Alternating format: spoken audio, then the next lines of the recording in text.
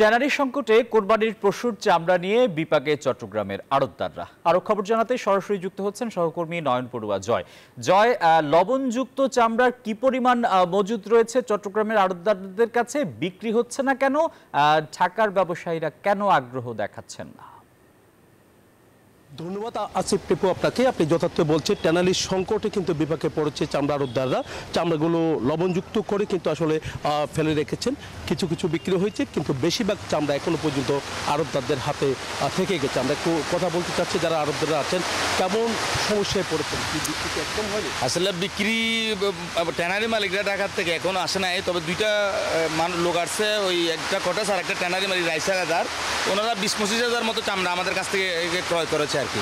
কিন্তু সরকারি নির্ধারিত মূল্য ক্রয় করতেছে না, অনেক কম দামে চামড়াগুলো ক্রয় করা হচ্ছে। কেমন চামড়া আপনার থেকে আছে? আমার থেকে 2 বছর চামড়া কিনি নাই। এবার বাণিজ্য উপদেষ্টা একটা লেট দেওয়ার পরে উনি একটা প্রতিশ্রুতি দিচ্ছে যে হলুদ কাঁচা রপ্তানি করা যাবে। তো সেই জন্য আমি 3000 চামড়া ক্রয় করছি।